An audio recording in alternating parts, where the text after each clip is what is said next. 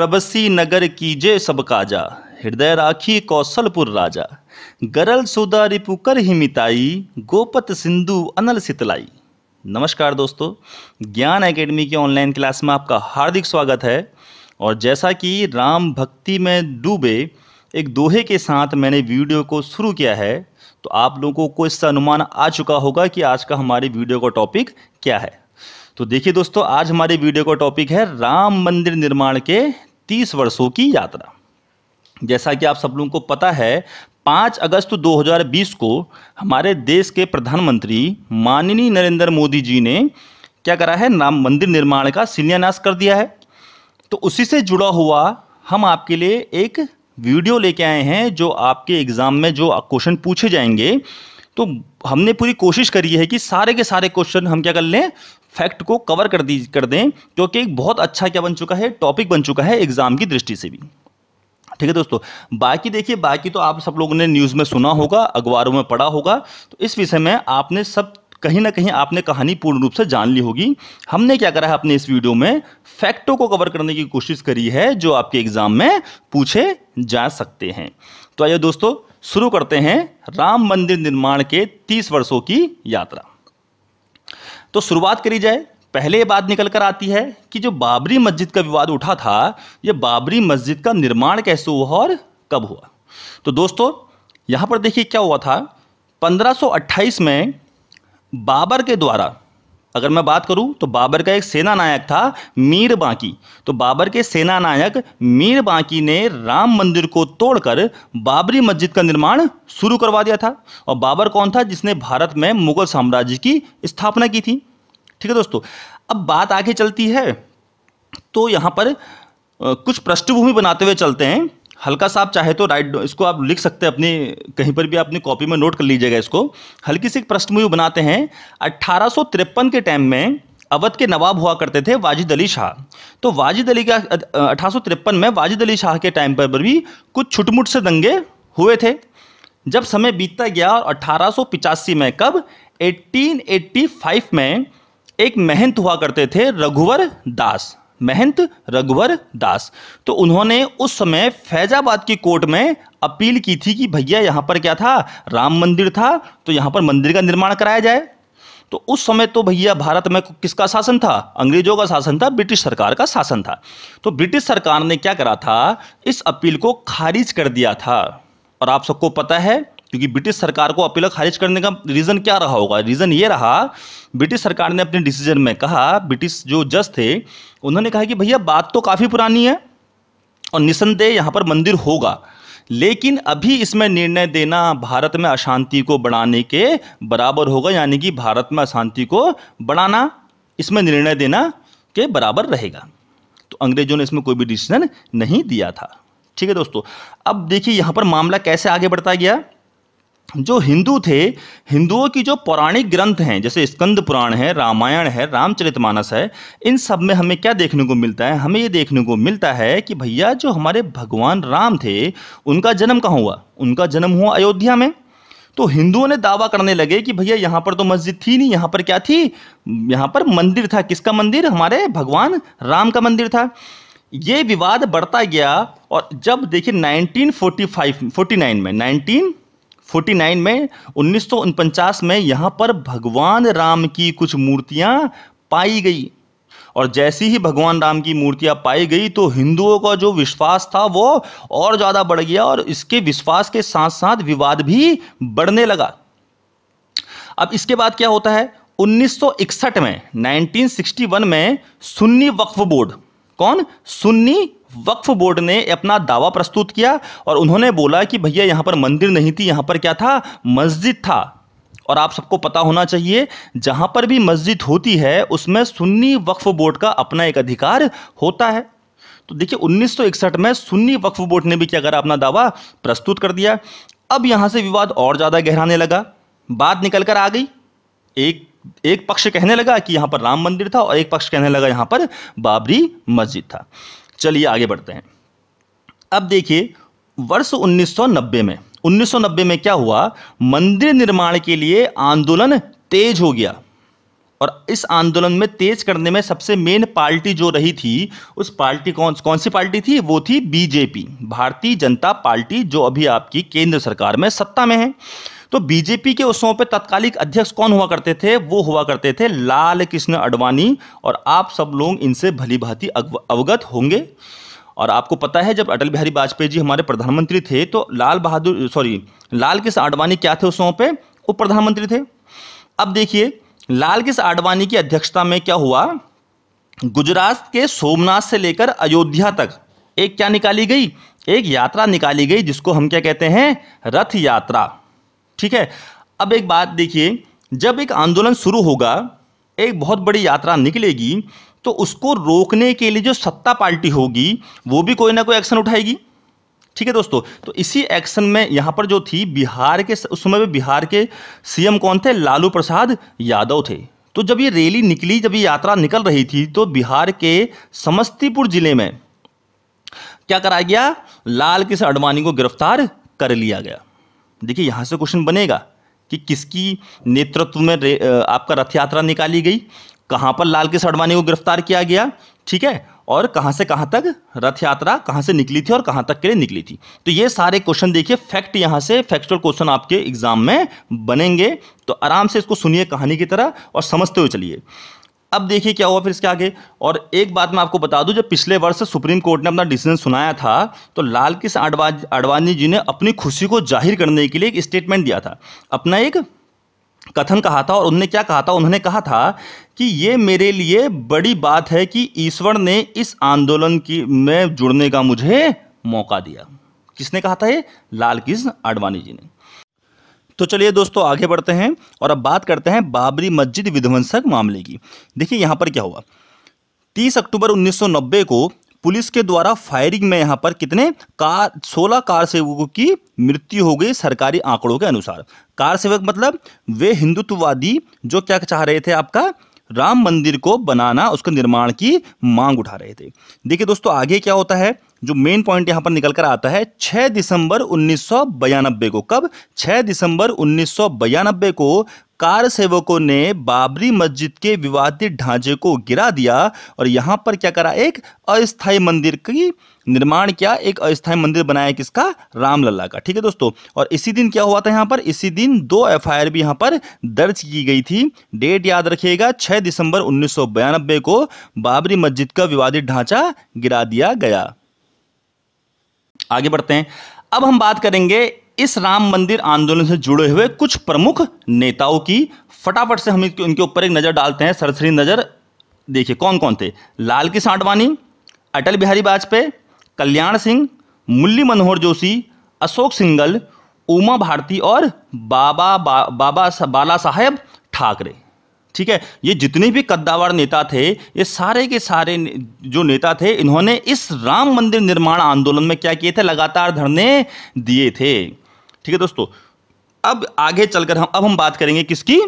आपका हम चलेंगे न्यायालय की ओर कि ये जो राम मंदिर का जो विवाद था, देखिए जब भी कोई विवाद होता है तो उस विवाद का निर्णय कहाँ लिया जाता है? आपका कोर्ट में लिया जाता है, न्यायालय में लिया जाता है। तो जब इतना बड़ा विवाद हुआ तो ये विवाद कहाँ चले गया? अब ये विवाद चले गया 2010 में इलाहाबाद हाई कोर्ट में। बात को समझते हुए चलिए। देखिए यूपी में है अयोध्या और यूपी का कोर्ट कहाँ है? यूपी का हाई कोर्ट है इलाहाबाद में। तो कहाँ जाएगा केस? केस जाएगा इलाहाबाद हाई कोर्ट में। 2010 में इलाहाबाद हाई कोर्ट ने अपना एक निर्णय लिया और अपने इस निर्णय में इलाहाबाद हाई कोर्ट ने क्या बोला? इस विवादित स्थल को लेकर हाई कोर्ट ने अपने इस निर्णय में जो विवादित क्षेत्र था इसको 3 हिस्सों में बांट दिया। 3 हिस्सों में बांटने के आदेश दिए। बोला कि देखिए सुन्नी वक्फ बोर्ड जिसने 1961 में दावा प्रस्तुत किया था, रामलला ट्रस्ट। अच्छा एक चीज मैं आपको और बता देता हूं, रामलला ट्रस्ट जो था इसकी स्थापना 1991 में की गई थी, 1991 में। अब जो रामलला ट्रस्ट की स्थापना की गई थी, इसकी स्थापना करने का उद्देश्य क्या रहा? देखिए इसकी स्थापना करने का उद्देश्य था कि आप इस मंदिर का रख रखाव करेंगे, इस मंदिर का की केयर करेंगे, आप इस मंदिर के केयर टेकर हैं।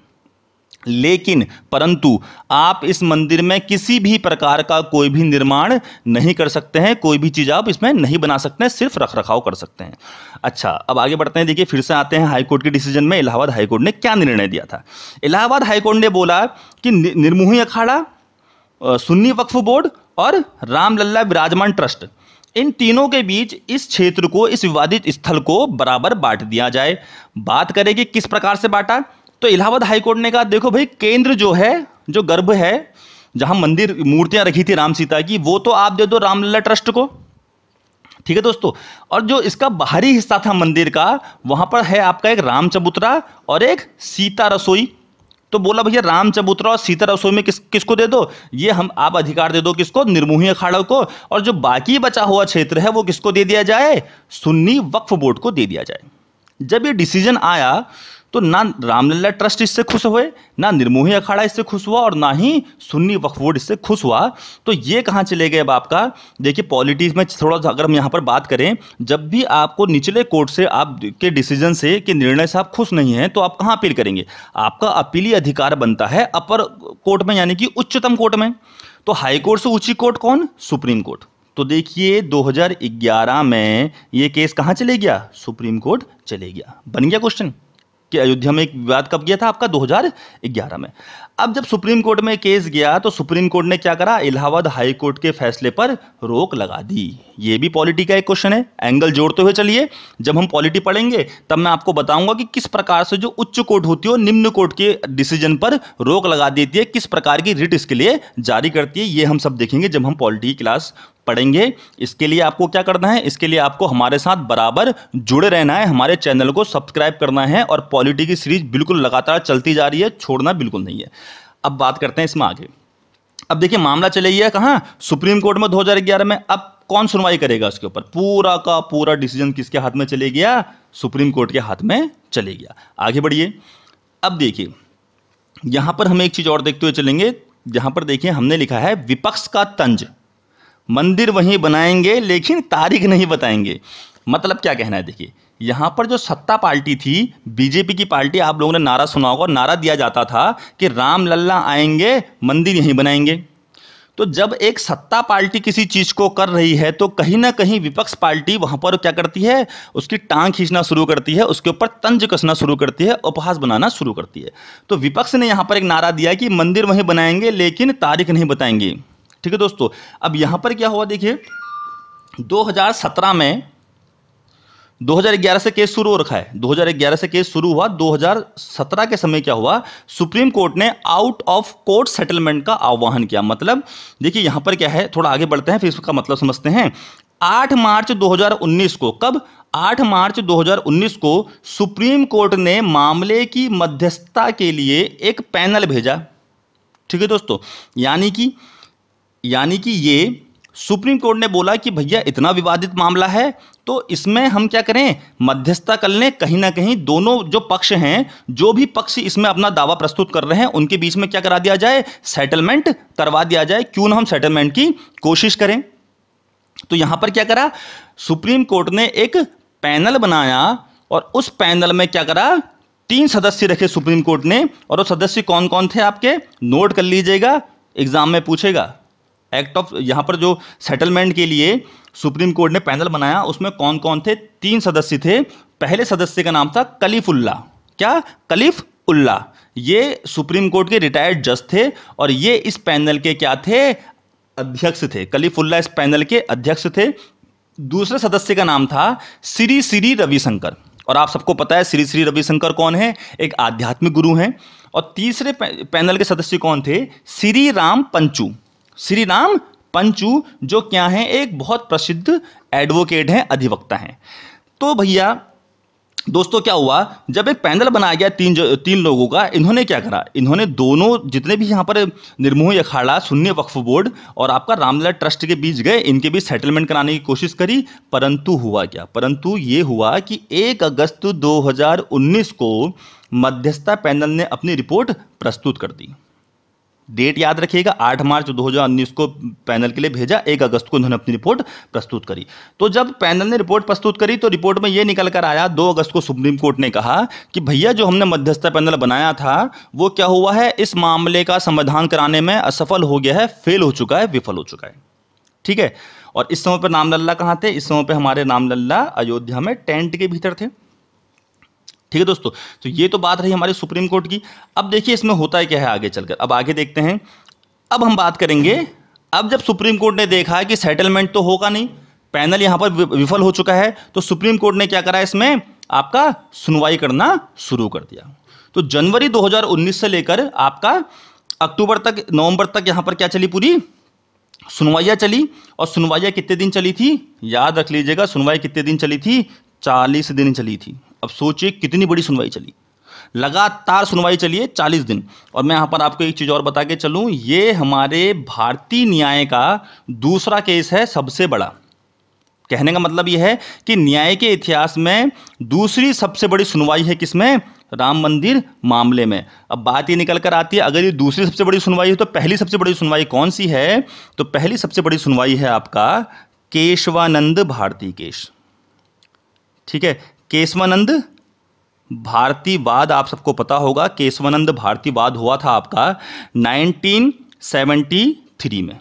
1973 में रामलल्ला मामले में, राम मंदिर के मामले में 40 दिनों तक सुनवाई चली थी। और केशवानंद भारती केस में कितने दिन सुनवाई चली थी, 68 दिन। ठीक है दोस्तों, यानी कि सबसे लंबी सुनवाई वाला केस है केशवानंद भारती केस 1973 में, कितनी सुनवाई, 68। और दूसरे नंबर की सबसे लंबी सुनवाई वाला केस कौन सा है आपका, राम मंदिर केस, जिसमें कितनी सुनवाई हुई है, 40 सुनवाई हुई है। अब देखिए होता है क्या है, 40 दिन तक लगातार सुनवाई होती है। और कितने जजों की पैनल बैठती है इसमें, 5 जजों की पैनल बैठती है। मैं फिर बोल रहा हूं आपको, पॉलिटी में जोड़ते हुए चलिए, जब हम पॉलिटी पढ़ेंगे, न्याय व्यवस्था पढ़ेंगे, सुप्रीम कोर्ट पढ़ेंगे, तब मैं आपको पढ़ाऊंगा कि कब किन मामलों में कौन सी ऐसी परिस्थितियां बनती हैं कि 5 जजों का पैनल बनाना पड़ता है, और कौन सी ऐसी परिस्थितियां होती हैं कि जहां पर 3 जजों का पैनल होता है। ठीक है दोस्तों, ये हम पढ़ेंगे पॉलिटी की क्लासेस में। अब देखिए क्या हुआ, यहां पर 5 जजों का पैनल बनाया गया। और ये जज कौन कौन थे, सारों के नाम याद रख लीजिए। चीफ जस्टिस रंजन गोगोई, अभी के चीफ जस्टिस नहीं, किस समय के, उस समय के जिस समय डिसीजन आया था, उस समय के चीफ जस्टिस कौन थे आपके, रंजन गोगोई। रिटायर्ड होने वाले थे, सेवानिवृत्त होने वाले थे, अपनी रिटायरमेंट से पहले इन्होंने बहुत बड़ा ऐतिहासिक फैसला सुनाते हुए गए। दूसरे थे आपके जस्टिस S.A. बोबड़े। ये कौन है, ये अभी के चीफ जस्टिस हैं, यानी कि भारत के सुप्रीम कोर्ट के चीफ जस्टिस, मुख्य न्यायाधीश कौन है आपके भी, जस्टिस S.A. बोबड़े। तीसरे थे आपके जस्टिस अशोक भूषण। चौथे जस्टिस D.Y. चंद्रचूड़, ये चंद्रचूड़ जो हमारे जस्टिस हैं, इन्होंने भी बहुत बड़े बड़े फैसले सुनाए हैं। और 5वें थे आपके जस्टिस S.A. नजीर। तो यहां पर क्या हुआ देखिए, 5-0 की सर्वसम्मति से ऐतिहासिक फैसला सुनाया गया। 5-0 मतलब कि पांचों के पांचों जजों ने यहां पर फैसला सुनाया और उन्होंने बोला अपने फैसले में कि भैया जो आपका राम मंदिर का क्षेत्र है, इसमें किसका अधिकार है, इसमें आपका रामलल्ला ट्रस्ट, रामलल्ला विराजमान ट्रस्ट का अधिकार है। और सुप्रीम कोर्ट ने अपने डिसीजन में निर्मोही अखाड़ा, सुन्नी वक्फ बोर्ड और शिया बोर्ड, देखिए शिया बोर्ड भी आया था इस मामले में, शिया बोर्ड भी शामिल हुआ था। शिया बोर्ड को ज़्यादा, शिया बोर्ड जो है उसको ज़्यादा यहाँ पर बहुत जगह हम कम देखते हैं, क्योंकि देखिए क्या था, शिया बोर्ड जो इस मामले में आया था, शिया बोर्ड का ये मानना था, शिया बोर्ड ने अपनी दलील में ये कहा था, जो मीर बाकी था बाबर का सेनापति, बाबर का सेना नायक, जिसने मंदिर को तोड़ के मस्जिद बनाया था, वो कौन था, वो एक शिया मुसलमान था। तो इसलिए शिया बोर्ड ने भी अपना दावा प्रस्तुत किया था। तो सुप्रीम कोर्ट ने अपने डिसीजन में निर्मोही अखाड़ा, सुन्नी वक्फ बोर्ड और शिया बोर्ड तीनों की अपील को खारिज कर दिया और बोला कि भैया इस मंदिर में किसका निर्माण, किसका अधिकार होगा, रामलल्ला विराजमान ट्रस्ट का अधिकार होगा। इसी के साथ साथ सुप्रीम कोर्ट ने अपने डिसीजन में बोला कि भैया जो केंद्र सरकार को एक निर्देश दिया कि केंद्र सरकार आप क्या करिएगा, आप 5 एकड़ की जमीन उपलब्ध कराइएगा किनको, मस्जिद बनाने के लिए मुस्लिम संगठन को, ठीक है, ताकि क्या करें वो अपनी 5 एकड़ में अपनी मस्जिद बना सके। तो काफ़ी अच्छा यहाँ पर सुप्रीम कोर्ट ने फैसला दिया। अब आगे चलिए, इसके बाद क्या हुआ देखिए, इसके बाद पत्थरों की सफाई का काम शुरू हुआ। को बड़ी ज़्यादा यहाँ पर देखिए पढ़ने वाला कुछ फैक्ट है नहीं। 9 फरवरी 2020 को पत्थरों को तराशना शुरू कर दिया गया। राम मंदिर तीर्थ क्षेत्र ट्रस्ट का गठन। ये इंपॉर्टेंट पॉइंट है आपका किसके लिए, एग्जाम के लिए, यहां पर मैंने स्टार बना दिया। प्रधानमंत्री नरेंद्र मोदी जी ने 5 फरवरी 2020 को, कब, 5 फरवरी 2020 को लोकसभा में राम मंदिर का पूरा प्लान बताया। उन्होंने घोषणा की कि भैया राम मंदिर बनाने वाले ट्रस्ट का नाम श्री राम जन्मभूमि तीर्थ क्षेत्र होगा। याद कर लीजिए, दिमाग में बैठा लीजिए, जो ट्रस्ट आपका राम मंदिर बनाएगा उसका नाम नरेंद्र मोदी जी हमारे प्रधानमंत्री ने बोला श्री राम जन्मभूमि तीर्थ क्षेत्र होगा। और इस ट्रस्ट में कितने सदस्य होंगे, टोटल 15 सदस्य होंगे। ठीक है दोस्तों, अब ये सदस्य कौन कौन से होंगे, देखिए दोस्तों, यहाँ पर सदस्यों के नाम आपको याद रखने की कोई जरूरत नहीं, आपको सिर्फ क्या याद रखना है, आपको याद रखना है इस ट्रस्ट के अध्यक्ष का नाम, जिनका नाम है महंत नृत्य गोपाल दास, महंत नृत्य गोपाल दास। बाकी आपको देखिए 15 के 15 सदस्यों को याद रखने की ज़्यादा जरूरत नहीं पड़ेगी। हाँ, अगर यूपी का एग्जाम है तो कहीं आप इसको एक नज़र डाल लीजिएगा, सरसरी नज़र डाल लीजिएगा, लेकिन मेन इसमें क्या है आपका महंत नृत्य गोपाल दास जी का नाम आपको याद होना चाहिए। 25 मार्च 2020 को रामलला के अस्थायी मंदिर की स्थापना हुई। यूपी के जो मुख्यमंत्री हैं योगी आदित्यनाथ जी, इन्होंने एक विशेष पूजा की यहाँ पर और क्या करा, अस्थायी मंदिर का निर्माण कर दिया। 4 अगस्त 2020 को 5 मार्ग कालिदास सरकारी आवास लखनऊ, जहां मुख्यमंत्री का आवास है यूपी के मुख्यमंत्री का, वहां पर इन्होंने क्या करा, एक पूजा करी, दीपोत्सव किया, कब, आपका शिलान्यास से पहले। अब आ गए हम मेन तिथि में, जिस दिन क्या होगा, मंदिर का शिलान्यास होगा 5 अगस्त 2020। 5 अगस्त 2020 को प्रधानमंत्री नरेंद्र मोदी जी ने राम मंदिर की आधारशिला रखी और क्या करा, 12:44 पर चांदी की कन्नी से नींव डाली। और इसके बाद हमारे पीएम मोदी ने क्या करा, देश को संबोधित किया और पीएम मोदी जी ने बोला कि आज भारत राममय है और पूरे विश्व में राम भक्त रोमांचित और भावुक हैं। राम मंदिर युग युगों तक मानवता के लिए आस्था का प्रतीक बना रहेगा। ठीक है दोस्तों, तो देखिए आज के टॉपिक में हमने क्या करा, मोस्टली सारे आपके पॉइंट कवर कर दिए हैं जो आपके लिए एग्जाम के लिए काफ़ी महत्वपूर्ण हैं। और हमारे साथ जुड़े रहिए, ऐसे ही हम करंट के टॉपिक भी आपको साथ साथ में देते रहेंगे और साथ में पॉलिटी की क्लास भी आपकी कंटिन्यूसली चलती रहेगी। इसके लिए आप चैनल को सब्सक्राइब कर लीजिए, साथ में एक ऑल का बटन दबा लीजिएगा ताकि हमारा कोई भी वीडियो आए तो आपके पास सबसे पहले नोटिफिकेशन पहुंच जाए। हमारे इस वीडियो को लाइक कीजिए और ज़्यादा से ज़्यादा शेयर कीजिएगा ताकि हम ऐसे वीडियो आपके लिए लेकर आते रहें। तो तब तक के लिए जय श्री राम।